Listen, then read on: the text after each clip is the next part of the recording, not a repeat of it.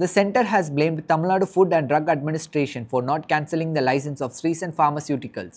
The company manufactures Coldriff cough syrup linked to deaths of at least 20 children in Madhya Pradesh. Sources in the Union Health Ministry said the Central Drug Standard Control Organization has directed Tamil Nadu Food Drug Administration on October 4 to revoke the company's license. However, Tamil Nadu Food and Drug Administration has yet to act on the central body's recommendation, sources told the New Indian Express. In the latest update, Tamil Nadu Health Minister Ma Subramaniam said that it was Tamil Nadu that detected the presence of DEG and confirmed the extent of contamination. Based on these findings, we immediately issued a stop production order to the manufacturer on October 3. The minister stated that the license is temporarily suspended and permanent cancellation will take place in 2 days after further investigation.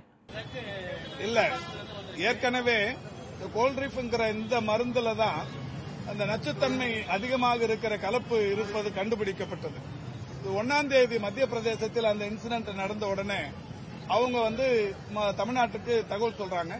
Tamil Nadu உடனடியா ஆய்வு செய்து இதில் நச்சுத்தன்மை இருப்பது என்பதை கண்டுபிடித்து உடனடியா மத்திய பிரதேசத்துக்கும் ஒன்றிய அரசாங்கத்தின் மக்கள் நல்வாழ்வுத்துறைக்கும் ஒடிசா புதுச்சேரி போன்ற மாநிலங்களுக்குமே தகவல் சொல்றோம். ஆனா மத்திய பிரதேசமும் ஒன்றிய அரசும் இந்த மருந்துல தப்பு இல்லைன்னு சொல்லிட்டு விட்டுட்டாங்க. ஆனா நாம தான் இந்த மருந்துல நச்சுத்தன்மை எந்த அளவுக்கான கலப்பு இருக்குங்கிறத உறுதிப்படுத்திட்டு உடனடியா 3ஆம் தேதியிலிருந்து ஸ்டாப் ப்ரொடக்ஷன் ஆர்டர் கொடுத்துட்டு அந்த கம்பெனியில மருந்து தயாரிக்கிறதுக்கு அனுமதி தராதது மட்டும் இல்ல, க்ளோசர் ஆர்டரும் கொடுத்தாச்சு. 10 நாள் கழிச்சு நடவடிக்கை எடுக்கணும்.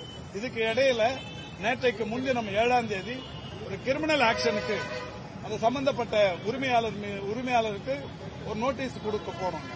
நோட்டீஸ் அவர் வாங்கறதுக்கு ஆள் இல்ல. இந்த நிலையில நோட்டீஸ் ஒட்டிட்டாங்க. இந்த நிலையில் இரவு அவர் கைது செய்யப்பட்டிருக்கிறார். அந்த நிறுவனத்தின் உரிமையாளர் கைது செய்யப்பட்டிருக்கிறார். கைது செய்யப்பட்டிருப்பதோடு மட்டுமல்ல, இப்ப இது அந்த வட்டாட்சியர் கூட்டு போய் கம்பெனியில கூட்டு போய் விசாரணை நடத்துவாங்க. விசாரணை நடத்தி இந்த நச்சுத்தன்மை உள்ள இந்த பொருள் இது கலப்புக்கு காரணத்தை கேட்பாங்க. அவர்களுடைய அந்த பதிலுக்கு பிறகு நிரந்தரமாக அந்த கம்பெனி மூடுவதற்குரிய நடவடிக்கை எடுக்கப்படும். இப்ப தற்காலிகமாக சஸ்பெண்ட் செய்யப்பட்டிருக்கிறது. அந்த உரிமத்தை நிரந்தரமாக ரத்து செய்வதற்கு 2-3 நாள்ல முடிவு எடுத்துருவோம். இப்ப கம்பெனி க்ளோஸ் பண்ணிருக்கு, ப்ரொடக்ஷன் ஸ்டார்ட் பண்ணிருக்கு. இந்த நிலையில ஒரு 2 சீனியர் ட்ரக் இன்ஸ்பெக்டர்ஸ், இந்த சீனியர் ட்ரக் இன்ஸ்பெக்டர்ஸ் கடந்த 2 ஆண்டுகளாக ஏன் தொடர்ந்து போய் இந்த மருந்துகளை தரத்தை ஆய்வு செய்யவில்லை என்கின்ற வகையில் இன்னைக்கு தமிழ்நாடு தான் இந்த மருந்துல இந்த தன்மை இருக்குங்கிறத கண்டுபிடிச்சு மற்ற மாநிலங்களுக்கு அறிவுறுத்தி இருக்கிறோம். தமிழ்நாடு டிஎன்எம்எஸ் நிர்வாகம் அந்த மருந்து வாங்கறதில்ல. தனியாரும் கூட இந்த மருந்து விற்கக்கூடாதுன்னு தடை வச்சிருக்கிறோம். இந்த நிலையில் ஒன்றிய அரசும் மத்திய பிரதேசமும் இதுல தப்பு இல்லைன்னு சொன்னாங்க. இருந்தாலும் அதனுடைய அந்த மருந்தை தீவிரமாக ஆராய்ந்து இன்னைக்கு நம்ம அரசு நடவடிக்கை எடுத்திருக்கிறது. நடவடிக்கை எடுத்த காரணத்தினால் பல்வேறு மாநிலங்களில் நிகழவிருந்த அசம்பாவிதங்கள் தடுக்கப்பட்டிருக்கிறது. சம்பந்தப்பட்டவர் கைது செய்யப்பட்டிருக்கிறார்.